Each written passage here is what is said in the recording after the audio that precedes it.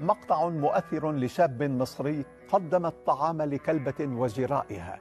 الأم لم تأكل، اكتفت بمشاهدة صغارها يأكلون من يد الشاب المحسن، ونظرات شكرها له تروي الكثير. نظرات الشكر دي مش هيحسها ولا يفهمها إلا إنسان في قلبه رحمة، إنسان بيحس بيهم وبمعاناتهم في الشارع، إنسان بيبص لهم بصة مخلوقات ضعيفة لا حول لها ولا قوة، إنسان بيحاول يساعدهم على قد ما بيقدر، إنسان بيتعامل معاهم معاملة ممكن تكون سبب في إنه يخش الجنة، إنسان لو مش هيساعدهم هيرحم ضعفهم، هيسيبهم في حالهم، هيسيبهم يعيشوا. انسان جواك وجوايا. الكلبة دي اول ما اتعرفت عليها كان مطعم طردها قدامي، وكان رافض حتى يديها القليل من بواقي اكل الناس، في ظل ان لو كان خد جزء بسيط من بواقي اكل الناس وخدها بعيد عن المطعم واكلها كان خد اجرها. كانت ممكن تكون سبب في فتحة خير للمطعم، كانت ممكن تكون سبب في ان المطعم ما يبطلش يجيله ناس، والحمد لله كان ليا انا النصيب ان انا اللي اكلها. وهنا كانت بداية حب ام مسكينة على وش ولادها. بعدها بكام يوم فضلت ادور عليها لحد ما لقيتها،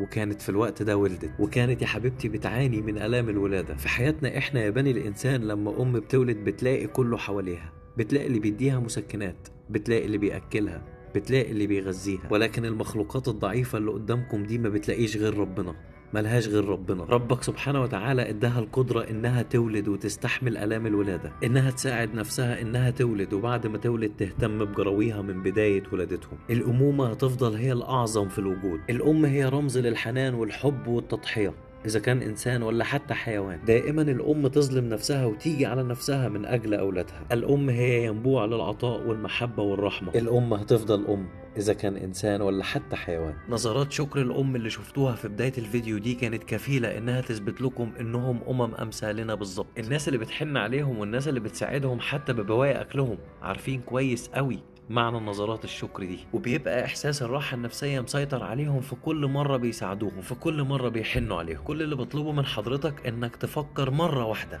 إنك تساعدهم، مش لازم تقرب منهم، مش لازم تطبطب عليهم، فكر بس إنك ترمي لهم بواقي أكلك، وساعتها يا صديقي هنيئا لك بإحساس الراحة النفسية اللي هتحسه. ومش كده وبس، أنت كمان هتلاقي حب مخلص، حب وفي، حب أتحداك إنك تلاقي ربعه في الناس اللي حواليك. ده غير كمان يا صديقي أجر مساعدتهم من الله عز وجل. وإذا كنت أذيتهم قبل كده فالله غفور رحيم.